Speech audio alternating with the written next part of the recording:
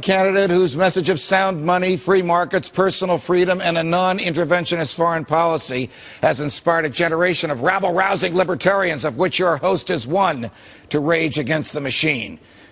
We're going to go now to Clute, Texas, to hear from another Republican contender, Congressman Ron Paul.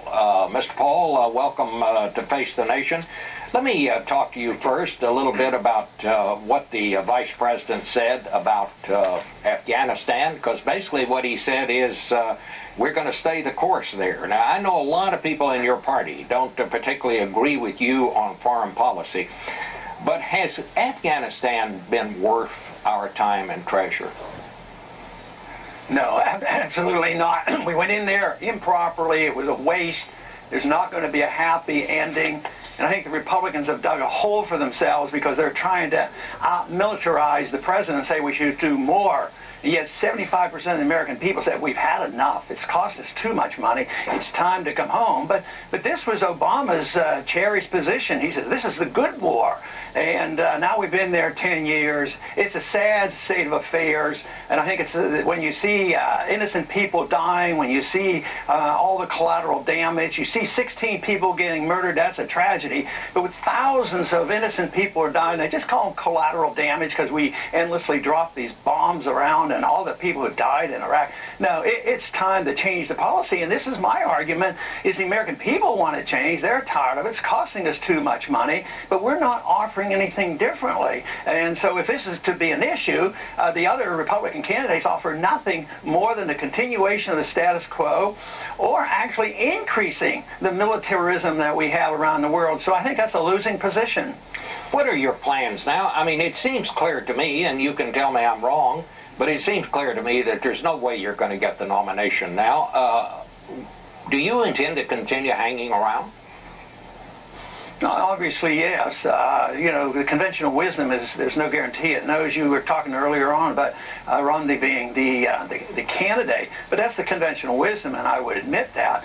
But no, the votes haven't been counted. There's quite a few states right now. There are 6 or 7 states that we're doing quite well through the delegate process, so we don't even know who's getting what so far, and who knows what will happen on the first vote at the convention.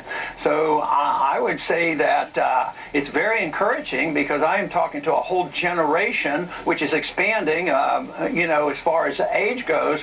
But when I can get 5,200 people out on a college campus is wildly enthusiastic to hear the message of liberty and freedom and less wars and curtailing the Federal Reserve, there's no way I'm going to quit speaking out on this, and there's no way I'm going to give up on the effort to get the Republican back to their roots. You know, in some ways they say, well, why don't you give up and this will help the Republican Party. The truth is, I'm trying to save the Republican Party from themselves because they want perpetual wars. They don't care about presidents who assassinate American citizens. They don't care about searching our houses without search warrants. And these are the kind of things that people care about. And if the Republicans would take a different position, they may save themselves. But right now, I see they're going to be in big trouble. What about the deficit? Sure, the Democrats spend too much money, but the Republicans said, well, our proposal is to balance the budget in 30 years. I mean, people are laughing at that. So I say cut the budget by $1 trillion. This idea that you have a debt crisis, the worst in the history of the world, and we won't cut spending, we have a problem. You know, I must say, hearing you this morning, you sound like somebody that might not support even the Republican candidate come the fall. Is there any way or any chance, or are you thinking about maybe heading up a third-party effort after the Republican convention? No, I don't have any plans for that. I didn't hear Gingrich mention that he was thinking about it either. But no, I have no plans to do that. I'm trying to win the nomination. The votes haven't been counted. I think the views I hold are very, very popular. I think we represent the future. The other candidates represent the past. The president represents the past. We represent the future about what freedom really brings us: free markets and sound money and civil liberties and a sensible foreign policy. And this idea, they're living with their head in the sand to think that there's not a debt crisis. There is a debt crisis, and you have to cut spending. This idea that you need to spend more money and print more money when you get into trouble, I mean, it's absolutely bizarre. And I think common sense tells us that you just can't keep spending. This is why you talked a little bit about this discord between Republican and Democrat. It's because they refuse to admit there's nothing left in the Treasury, and they're fighting. Before, we were very rich, the middle class was rich, and the revenues came in. But there's nothing there, and this is why this conflict is going to get much worse until we admit the truth. Let me ask you this quickly. I think I heard somebody say you have publicly said that you'd like to be on the ticket with Mitt Romney if he gets it. Would you? I haven't said anything like that, and I don't see how that would happen. There's too many disagreements. I like Mitt Romney as a person. I think he's a dignified person, and I have no common ground on economics. I mean, he isn't worried about the Federal Reserve, and he isn't worried about the foreign policy. He doesn't talk about civil liberties, so I'd have a hard time to expect him ever to invite me to campaign with him. Would you vote for him, or would you support him? No, I haven't made that decision yet. I'm still campaigning. You haven't made the decision on whether you would support Mitt Romney if he gets the nomination? No, I have not. All right. Well, Mr. Paul, thank you very much for being with us this morning. Always a pleasure. You're welcome. And we'll be back in. I must say, hearing you this morning, you sound like somebody that might not support even the Republican candidate come the fall. Is there any way or any chance, or are you thinking about maybe heading up a third-party effort after the Republican convention?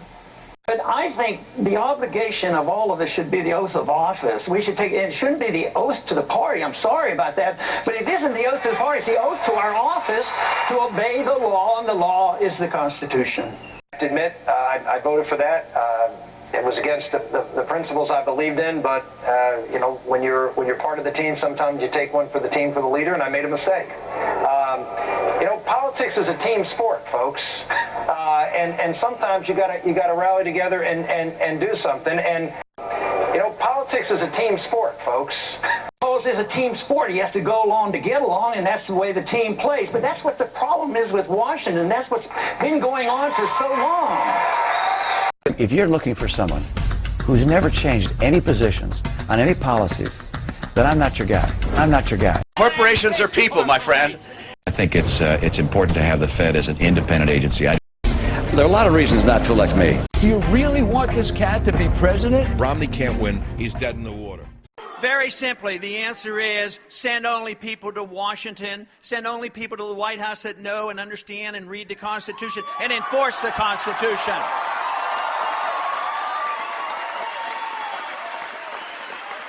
It's a sad state of affairs that a simple return to first principles represents fundamental change. But that's where we are today in 2012. It has taken nearly 250 years to stray as far from founding principles as we have. If we want to return to them in our generation, we're going to have to rock the boat. We've drifted so far, drowned so deep in debt, lost so many of our rights, fought so many fruitless wars, that if we don't rock the boat now, we may end up sinking with it.